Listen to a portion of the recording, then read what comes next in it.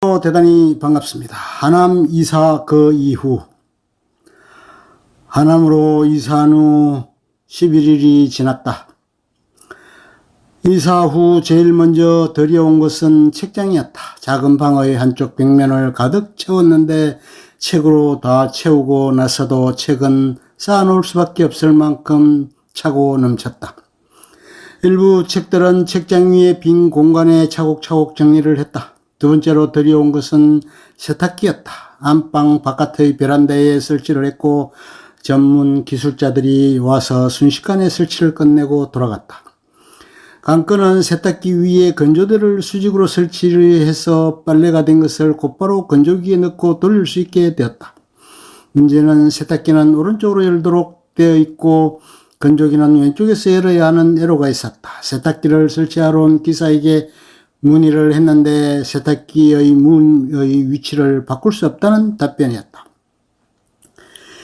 본래 옛집에서 사용하던 세탁기는 너무 노후화되었고 수명이 거의 만료될 정도였었다. 그래서 처리는 이삿짐센터에서 폐기하는 것으로 협의했다. 참으로 사연이 많았던 세탁기였다. 주방의 베란다에 위치했었는데 그곳에 앵글을 전체 한쪽 벽면 쪽으로 설치를 했으니 전혀 앵글을 해체하지 않고서는 움직일 수 없는 상태로 사용을 했었다. 가전제품으로 10여 년 이상을 사용한 것은 김치냉장고였다. 그러면 10년을 버티지 못한 것은 어떤 제품이었을까? 세 가지가 있었다. TV, 냉장고, 식기세척기였다. 냉장고는 최근에 교체를 했으니 10년은 넘게 사용한 셈이다. 부품이 더 이상 생산되지 않을 정도라고 하니 교체를 하는 것이 적정했다. 그런데 새롭게 구입한 냉장고는 그 크기가 너무 커서 아래 위 네 군데의 문을 모두 분해한 이후에 이동이 가능했다. 엘리베이터나 현관문을 통과할 수가 없는 상태에서 애로가 있었다. 새로운 집으로 들여올 때는 분해를 한 채 들어와 집안에서 문을 각각 조립해서 예전 집의 구조에 들어맞는 냉장고였는데 어쩔 수 없이 문 크기만큼은 벽면에서 돌출할 수밖에 없는 상황이어서 보기에 흉했다. 다음은 TV였다. 거의 10년 가까이 사용을 한 듯 했다. 2년 전쯤에 교체를 했다. 추석 명절에 시골을 다녀왔더니 TV가 먹통이 되었다.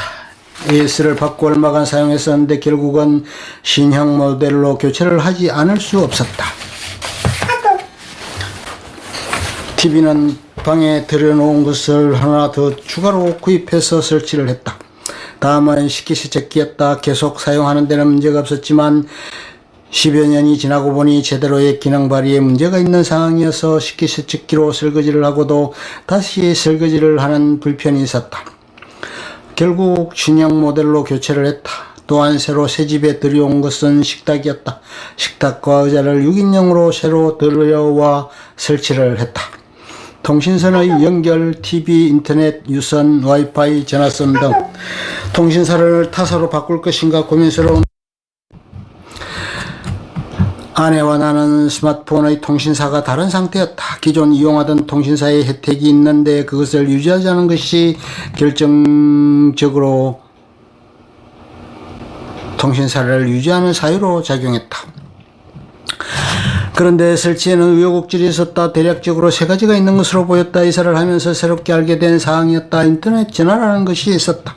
거의 사용하려 한 적이 없었다. 심지어 그 인터넷 전화번호 자체도 모르고 지냈다. 번호의 시작은 070으로 시작했다. 안내번호로 문의를 하니 대면이지 않은 상황에서 본인의 확인이 정확히 되지 않으니 통신사의 대리점에 본인이 신분증을 갖고 가서 문의하면 확인할 수 있다는 식이다. 이사 후 인터넷 전화를 해지했다. 아울러 무선 전화기도 그것은 셋톱박스와 연동되어 있고 인터넷 전화를 사용하는 경우에만 전화기가 제공되고 개인적으로 구입을 해야 한다는 답변이었다. 두 번째는 TV 관련 내용이었다. 일단 거실과 작은 방에 2개의 TV선을 연결해달라고 요청했다. 그렇게 연결이 되고 설치가 되었다. 문제는 주방에 달려있는 액션 TV의 유선 연결 문제였다. 설치기사의 얘기로는 자신의 회사에서는 그렇게 액정 TV의 유선을 연결해 본 전례가 없다는 것이다. 제대로 액정 TV가 선명하게 나오지 않아 결국 제조사에 AS를 요청해서 다시 수리를 받고 제대로 화면이 나오도록 했다. 다음은 와이파이 부분이었다. 어찌된 셈인지 와이파이는 신청이 되지 않았다고 해서 다시 신청을 해서 와이파이가 설치되었다. 에어컨, 정수기, 비대 설치. 에어컨은 설치기사가 혼자 왔다. 거의 4시간 동안 엄청난 작업을 보였다. 실외기 설치도 간단치 않아 보였다. 최종적으로 가스를 주입해서 설치비가 33만 원이 들었다. 그리고 설치기사가 시험가동을 하고 돌아갔다. 정수기와 비대는 렌털이었다. K사 제품이었다. 두 사람의 설치기사가 와서 한 사람은 정수기를 또 한 사람은 비대를 설치했다. 비대가 금방 마무리되었고 정수기 부분을 도와주어 공동작업을 했다. 주기적으로 코디님이 와서 필터 교체 등 유지관리를 해주는 시기였고 일정 렌털 기간이 지나면 제품은 우리 소유로 변경되는 시기였다. 식기세척기 설치. 식기세척기는 집주인의 양해를 구했고 전세기간 후에는 싱크대를 원상복구하는 조건으로 설치를 했다. 10년 이상 식기세척기를 사용해왔던 터라 설치가 불가피했다. 문제는 식기세척기를 설치하기 전에 사전 선결 문제로 싱크대를 제거해서 식기세척기가 장착될 수 있는 공간을 충분히 확보해야 하는 것이 필요했다. 작업자 두 사람의 직원이 집으로 와서 치수를 재고 싱크대를 드러냈다. 그리고 다음 날에는 새로 짜맞춘 싱크대를 부착했다. 때안엔 싱크대를 해체할 수 있는지 협의를 했는데 불가하다는 답변이었다. 싱크대를 해체한 후 다시 결합하면 싱크대가 망가지게 되므로 안 된다는 것이었다. 때안엔 싱크대는 주방 한쪽 기퉁이에 찧어놓을 수밖에 없었다. 싱크대의 작업 후 다음 날에 식기세척기를 설치했다. 하수구와 수도관의 연결 배선은 깔끔하게 하고 작업을 제대로 하지 않을 경우 식기세척기의 배출물이 호스에서 새는 경우가 발생해 아래층에 물이 흘러내려 누수가 발생된 사례가 있다는 관리사무소의 조언이 있었다. 이상으로 하남 이사 그 이후에 작업해야 할 부분이 모두 마무리가 되었다. 이제부터는 새로운 삶과 생활이 시작될 것이다. 우리 가족이 하남으로 이사온 가장 큰 이유는 손자를 돌보기 위함이었다. 그런데 아이러니하게도 문제가 생겼다. 손자의 낯가림이 시작된 것이다. 지난주 화요일에 할아버지 내가 손자를 돌봐주기 위해 아들네로 갔다. 손자는 이제 태어난 지 6개월이 지났다.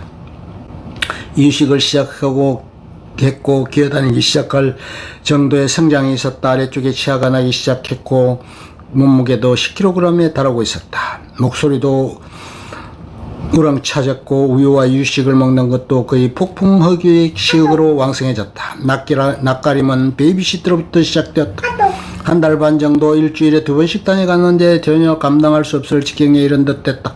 상시적이고 항상 돌봄을 하는 형식이 아니고 간헐적으로 돌봄을 하다 보니 낯설게 되었다. 젊은 엄마와는 다른 형상의 낯선 사람이 오는 것을 알아보지 못하고 낯설어하며 울음을 울어대기 시작했다. 나도 처음 30여 분간은 접근금지였고 말도 보지 못할 상태였으며 손만 갖다 대도 자지러질 정도이니 별다른 방도를 찾지 못했다. 어느 정도의 시간이 흐른 후 안아보고 얼러보기도 하고 이쪽 저쪽으로 돌아다니기도 했는데 참 쉽지 않은 과정이었다. 향후 3개월 내지 6개월까지 갈 것이라고 하니 걱정이 앞선다.